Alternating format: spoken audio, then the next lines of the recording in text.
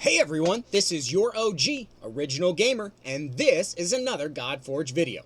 It is Thursday again, and that means we're bringing you another podcast speed recap. This week, Chosen is joined by Aaron, the narrative director, Yuhu from QA, and Dan Manreal, one of our fellow content creators. He is one of our favorite lore lovers. We're going to get very interesting information from Aaron about Godforge storylines thanks to Dan Man's questions, and you are not going to want to miss this.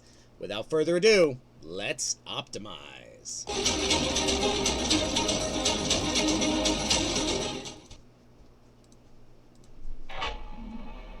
Hey everybody, welcome to this week's Fateless Podcast episode. All right, so we are going to leave it on in the background, and we're going to give you the speed recap for the Fateless podcast. We're going to set it back down to about 1.5 speed. So today we have Chosen, Aaron is the lore writer for Fateless, Dan Manreal, one of our content creators, and then Yuhu, his Crouching Grandpa. For those of you that he used to be in the Discord doing a lot of community work, he's now doing QA work. So Dan Man gives his intro. He says his new channel for Godforge is a lot about the lore and the mythology. He puts together really cool cinematic type looks at the lore. I love his videos. I've told him since I first started watching them, I just thought they're fascinating. He just makes them interesting. He makes things that history that wasn't my most fascinating subject, he brings it to life. I think he just does it really well. So we get to see him here today, which is awesome. He talks about his gaming history. He said he played just about everything. I joked with him on the Discord that we both started sometime after the Jurassic and before the Cretaceous period with our gaming experiences, but he started when he was 7 with RuneScape. I say he's got an extensive list of gaming history, World of Warcraft, Diablo, and so of course Chosen asks him which Diablo he prefers. He says Diablo 3. Chosen was, shocked. He said, yeah, that's the one I would say too. Crouching Grandpa offers Diablo 1 as the best, so there was a little bit of back and forth there. But Aaron is on for the second time. He was on previously when we spoke about lore, probably about, 6 or 7 episodes back. He is the narrative director for Fateless, so he is building the storylines and the lore behind the game, and is always a very interesting guest to have on. Like I said, Crouching Grandpa is here as well. It's his second or third time. He was doing a lot of community work in the Discord, but he's recently moved to doing QA work, or quality assurance, basically testing and testing the game, play testing it, and making sure that they're bug fixing. He says it's long days, but things are moving really fast. He said a lot of the fixes that he sees are taking minutes rather than days to get done. And this bodes really well for the tempo that the Fateless team is obviously getting up to be at full game release speed. Okay, so Aaron asks Dan, sort of what questions he has, but he also mentions too, he started in QA. So he said when he was at Origin Systems, he started in QA, and it's such an important piece, he said. But Aaron comes on here to explain the story or the lore of Godforge. So we're going to do the best we can here at summarizing it. If you want to hear it straight from him, we will be dropping, of course, the link to the full video in the comments below, so you can always go and listen to his explanation if I just mess it all up.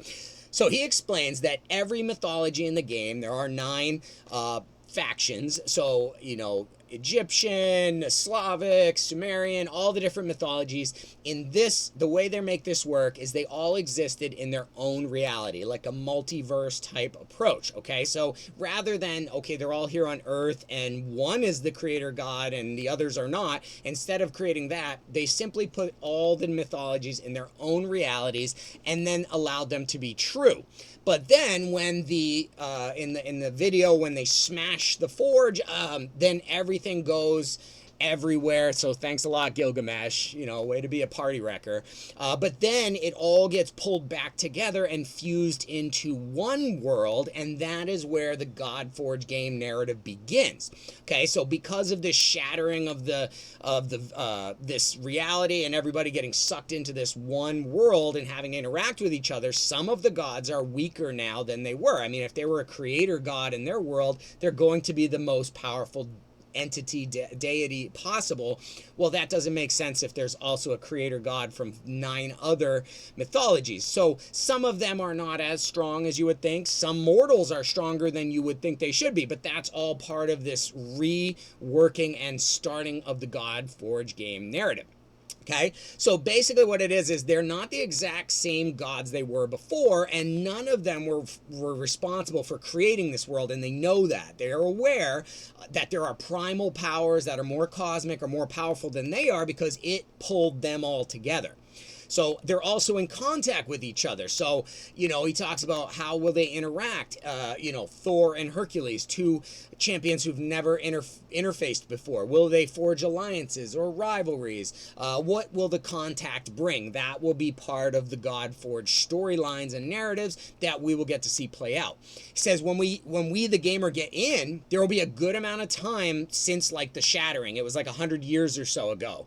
So the narrative that and this is the narrative that Aaron is and has created. So it's not meant to be like historically accurate. It's supposed to be stylistic and give them narrative choices. Okay, so if you're like, that's not the exact historical accuracy of this character in mythology, we appreciate that, thank you, but at the same time it's not trying to be. Okay, that was their past, then there was a shattering, they've all come back together now, and the future is all being written in the Godforge experience. Okay, so all of the previous whatever Thor about, he's come into the game and he's built from that, so you can expect that it's not going to be so far off the mark.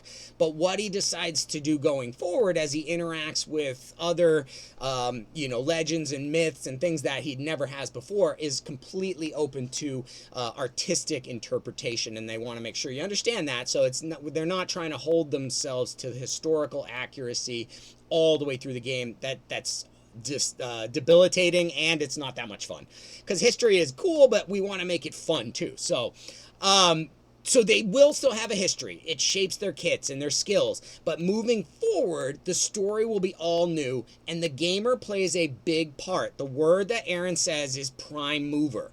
Even the gods, he said, will be impressed by who we will become. Okay? So I'm going to pause real quick, and I'm going to jump off for one little plug, okay? Just a quick plug. Fateless's Patreon, Fateless Games, helping us create our own path, okay? Why did I get to listen to this podcast 3 hours ago? Because I donate and I'm a part of the Patreon for Fateless Games. They release things early. They give sneak peeks. It's a great community. Plus, for $6 a month, it helps support Fateless in the game. So it's not that much. It gives you free access, early access to things. Like I said, I got to listen to this podcast 3 hours ago, so I was already understood what they were talking about. If you want to optimize your Godforge experience, joining Fateless's Patreon is the way to go. You get info early. They get the support of a community willing to participate in bringing this game to life. Okay, that's all for that. We'll jump right back into the video. So then, after Aaron explains that, poor Dan Man's like, dang, you took all my questions and answered them just in there. But he does a great job of continuing to ask questions. He says, okay, well, how will these old histories impact, and their future storyline? And so Aaron says, well, their motivations and identities come from the myths, from the past. They're not trying to change that. They're not trying to redo or rethink Hell or any real champion. They want them to come from the place that you'd expect them to come from, but what they decide to do next is the Godforge narrative. So the myth is the past, the future is the Godforge narrative, and that is completely unknown. These are new storylines that will shape the gameplay. So what happens when this champ meets this champ from a different mythology? This is where the lore of Godforge begins. And Aaron is he mentions this, so it's very important. Each character has this evolution, and the game has this evolution. And so every character may evolve slightly based on the experience that they have in this Godforge world. And it can change them slightly, just like anything that happens to us can have an impact on us. So he says, you may see Hell and she's mostly what you remember or think she will be, but then there could be something that has happened to her in Godforge that would change her slightly. That is part of this new future Godforge narrative.